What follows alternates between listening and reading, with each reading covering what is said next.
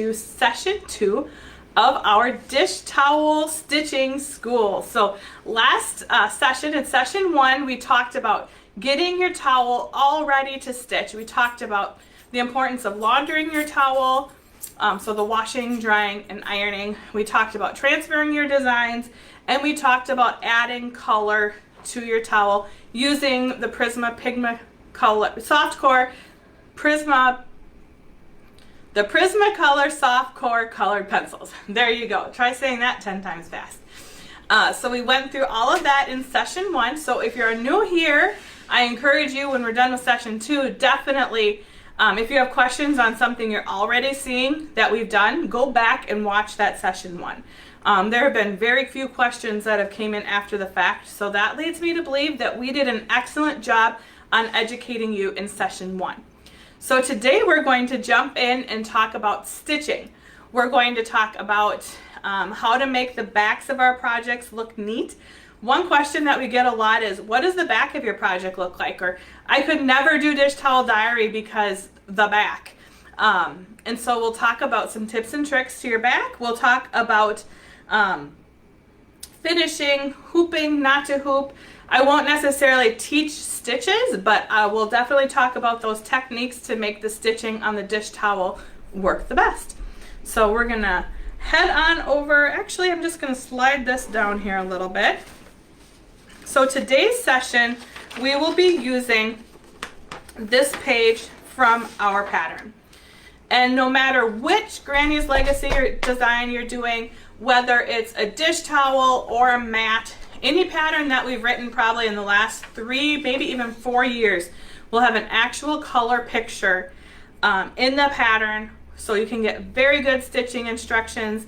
You can see exactly what thread, exactly what stitch we used, and know exactly how each element was stitched. We receive a lot of positive feedback on this system, which leads me to believe that it is a great system. So this is the page you will need, and right on it, it shows a thread key.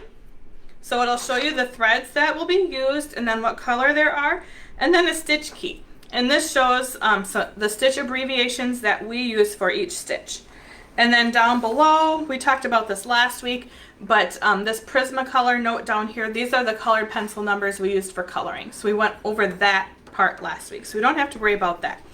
And so then this page, our stitching detail sheet, just breaks down every element of the design and tells us which stitch to use and what color thread to use. An example will be the lettering says 0521 SS, so we can come over here and say 0521. That's the variegated purple, and SS, that means stem stitch.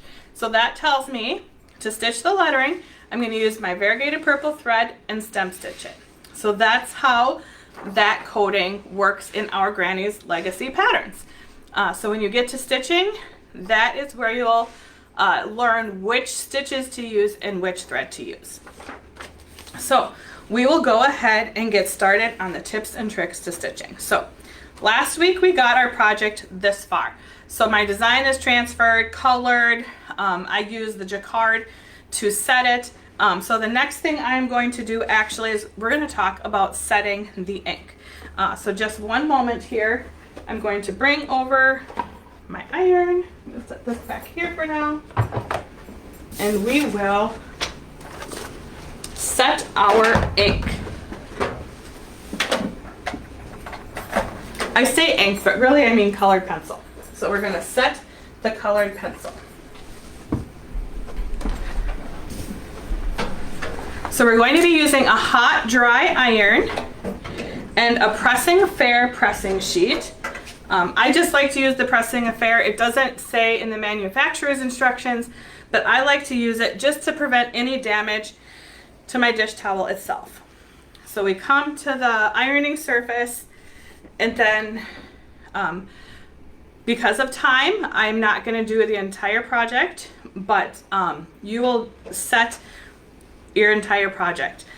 So my iron is as hot as it goes, no steam, covered with a Pressing Fair, and now we need to iron over that with high heat for, it says 30 seconds.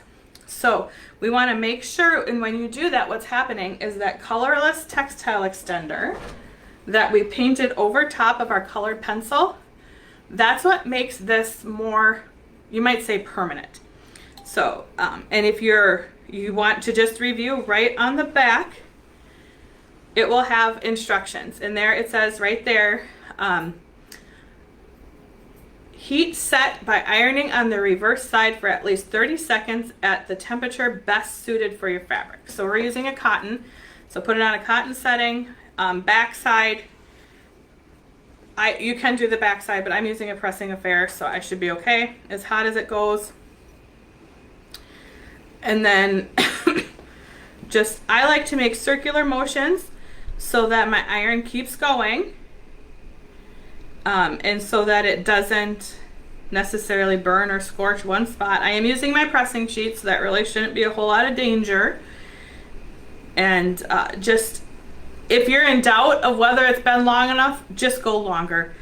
This is going to be a dish towel, so it's something that's probably going to get washed quite a bit. So you'll want to make sure that we really get that set good. And what this is doing is this is, of course, setting the color. So our color won't instantly wash away the first time we wash our dish towel. I have washed a dish towel, I think 3 or 4 times. And after several washings, it does start to lighten, but it does not necessarily go away. And if you discover that, hey, this is my favorite dish towel, I use it every week, and after a year, my color is not as bright as it could be, there's nothing saying that you can't color it again and repeat this process. So we're just setting that ink because we want to make sure that the flower stays purple and the green stays green. We did get one question emailed to us after last session about heat setting. And that was, do I need to do the front and the back, and do I need to paint the extender on the front and the back? That is up to you. The instructions just have you do it on the front, to paint on the front. Because this is a dish towel and there's moisture coming from it from both sides, if you want to be a little forward thinking and just a little more sure that it's going to be good, there's no harm in painting the extender on the back of your project as well, and then heat setting the back of your project as well. So that's just kind of, sometimes you just use your common sense and will this be okay? And just go with gut. You don't always want to go with your gut, but sometimes. And if you're unsure, just do a test. That's what we do here 90% of the time, to figure out if this is going to work or not. You just do a test.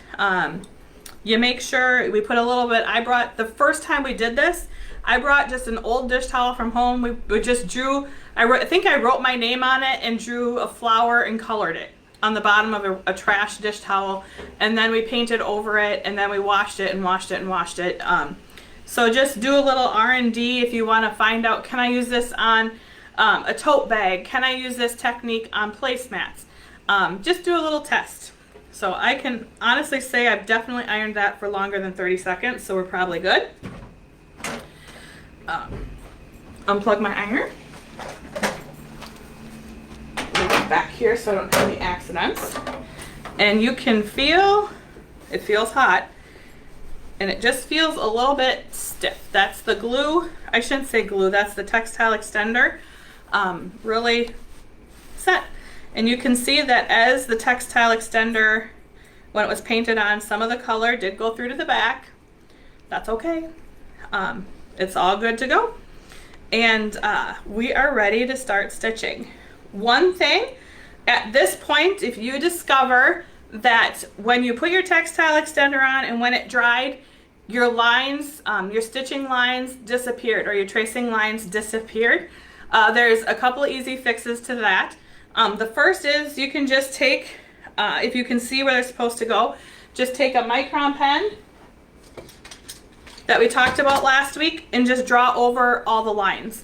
So if you're struggling to see where all the petals are, just take your micron, or even at this point you could even use like an iron away marking pen or an air erase pen and just do a couple of them at a time. It's up to you. You can use any marking pen and just trace over them. If you can't see even where to trace them, Then I would put this back on my light box with my pattern shining through it, and then you can very easily see and trace using a light box and your original pattern that way as well. So let's talk stitching. Hiding your knots, and do I hoop? Two questions that we get all the time. When I was growing up and first learning how to do dish towel embroidery, I always hooped. I was taught to hoop. It was really fun because I got to go in Granny's little hoop box and I got to pick a hoop, and sometimes I used an oval one and sometimes I used a round one. Sometimes I use a big one, sometimes I use a little one. You just hoop. And that's how I learned, was hooping. It keeps the tension right, it keeps your fabric nice and flat, your project nice and flat. As I stitched and stitching became my profession, and I literally stitch every day, so does Mom. If you zoom in on my hands, I have permanent stitching hands. I discovered when I first started doing dish towels after doing stitching everyday wool applique that it is very difficult for me to hoop. My hands just naturally are used to holding the project in my hands and stitching that way. So I always say I'm not anti-hoop, and I would never tell anybody not to hoop because it is whatever works best for you. If you find that hooping is the solution, which I do hoop sometimes and it does work, just so I can say I do it. My daughter Kari, when she first learned how to do dish towel embroidery, she is hooping as well. She's not done it for a while, but she used a hoop as well. It just holds it nice and it keeps it ready for you in a nice manner. We carry these are my favorite. When I do Hardinger, I do hoop, and these are what I use for Hardinger, because that's really crucial that everything stays just right. I love these. You just put the hoop where you are going to be stitching, and then you can pop the ring inside. It works best to do it upside down, I promise. And you can see you have a beautiful work surface to work on. And when it comes time to move, you just loosen and move your hoop to the next spot. It's always more difficult on camera. So on. And I like the spring hoop because it just stays tight. You don't have to keep loosening and tightening the screw. It just stays in place and stays tight. And you are ready to stitch. And I will do a little bit of stitching, but not a lot. So now we're going to talk about hiding our knots and knots in general and the back of our project. So I like to pre-thread needles. Whether I'm working on wool applique or dish towel, I like to have like a needle of every color going. So I'm not always just having one needle. If I have like 6 or 7 thread colors I'm using, I'll have 6 or 7 needles going. That way when I get to that spot, I can just put that needle back in the arm of the couch, grab the right color needle and go. And I don't have to worry about throwing away 8 inches of thread, or how am I going to save this 8-inch piece because I can totally use that for a couple colonial knots later. I just keep them all threaded. I should actually take one of these home again. I brought it here and it just stayed here. But this is the Clover Needle Dome. Excellent for travel or keeping by your chair or anywhere. You can have your needles pre-threaded and in here, and then when you need a color, you just pull it out. And then when you put them back, there's a little slit and some little slots. You line up the slot where your needle goes with the slit in the side, the slit in the slot, and you put your needle in the slit, the thread in the slot, and you just twist. And then that stores your thread away, and I have a knot in this so will not catch, no. Like that, and this, it's no knotting, you won't get knots, twists, or anything like that. And then when you're ready to use the thread needle, you just pull it out, and you're ready to roll. So, I have it pre-knotted already, pre-threaded. I do like to use Threadtastic thread wax. It just protects our thread, keeps it nice and strong, prevents it from fraying, from thinning, anything like that. And I do 1 or 2 passes, it's up to you. whatever you think feels right. You don't need a ton of it. In more humid climates, you'll probably only need 1 pass through it. In drier climates, you might need 2 or 3. The reasoning for that is this is 100% beeswax, so it wicks moisture from the air, meaning if it's really humid, this will draw moisture into it and it'll appear softer. If it's a really dry environment like Minnesota in January, this turns really hard and you might need 2 or 3 passes through it. If yours gets really hard and you don't like that, just put a couple drops of water on top and wait like 10 minutes and you come back and it gets softer. And just add a couple drops of water at a time till it gets to be the consistency you like it. So 1 or 2 passes. And then there's a couple ways to do this, and I'll actually come and stand in front if you can zoom in over my shoulder. So it all depends if you want to use knots or not. I'm actually going to cut my knot off because if you're going to use knots, it's the exact same way you do anything. You just tie a knot, leave a tiny, tiny, tiny tail, and start stitching. So we're not going to use a knot. And I've not done this in a long time just because it takes me longer and I like to stitch fast. So then we're going to back stitch around this bloom. So when we back stitch, we start, and I'm going to leave a tail on the back and then go back. And I want to make sure that as I stitch, I'm weaving that tail in my stitching. And that's the type of thing, I'll show you my trick. So when I do it, this is my trick. You do 2 or 3 stitches, and then you go to the back. Oh, drop my needle. See, the hoop is in my way. I'm sorry. And then you just take your needle and you can just kind of grab that and poke it through. So you're just wrapping it.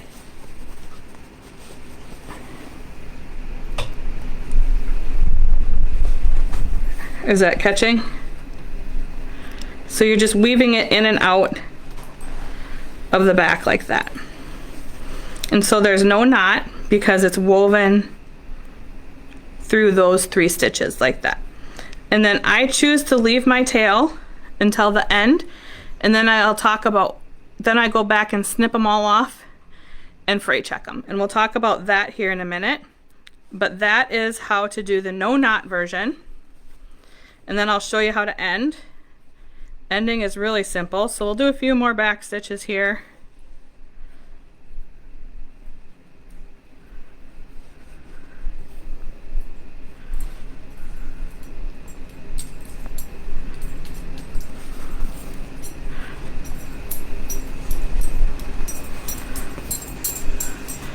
And now I'm at the end of my thread.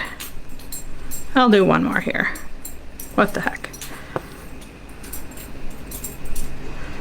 And now I'm at the end of my thread and I'm ready to tie off. And then you just weave back a couple stitches. And then I always do, then you could just call that good. Or this is going to be washed, which is why I'm not hung up on being knot free, because this is going to be washed and used. It's a dish towel. And then, so I'll redo it again. I would just do one of them, but I do a loop and then through my loop, and that makes just a nice little, tiny, tiny little knot. And then I like to leave my tail. And then when I'm all done, I go back and I snip my tails one at a time. So I'm done with my whole project and everything is actually, how about if I do it on this one? Sorry to reach in front of the camera there. This whole project is done.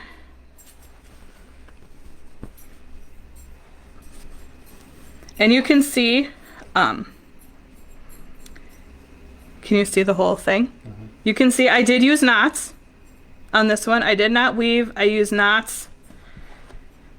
And I just snip my tails, kind of not too short, but just really petite.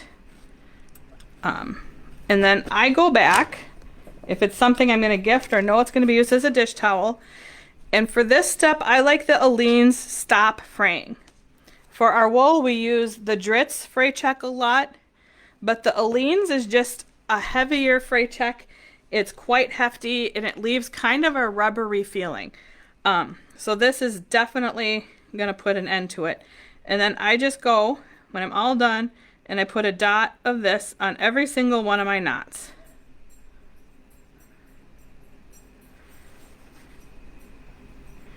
And I cut them, I trim them all first so they're nice and short, because this is really gonna lock them in. And then I put a dot on every knot. And that will really secure things.